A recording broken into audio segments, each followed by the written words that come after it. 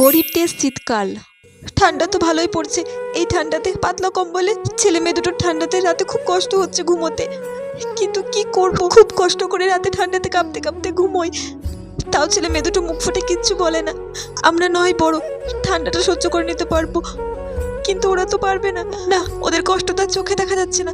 না, ওর বাবা কাছ থেকে বাড়ি ফিরলে ওর বাবাকে বলবো ধার বাকি করে হলেও একটা লেপ আনতে, না হলে ছেলে মেয়ে দুটোর খুব কষ্ট হবে ঠান্ডাতে। ও মা!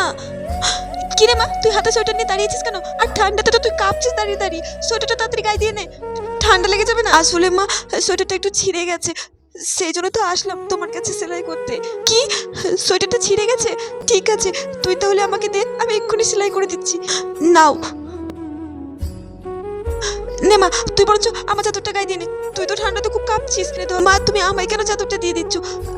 আমার চাদরটা দিয়ে দিলে তো তোমার খুব ঠান্ডা লাগবে। মা, মায়েদের ঠান্ডা লাগে না রে মা। ছেলে মেয়েরা ভালো থাকলে মায়েরা খুশি, বুঝলি? নে ধর। মাকে ভালোবাসলে অবশ্যই কমেন্টে মালিকের চ্যানেলটিকে সাবস্ক্রাইব করে যেও পরের পার্ট দেখার জন্য।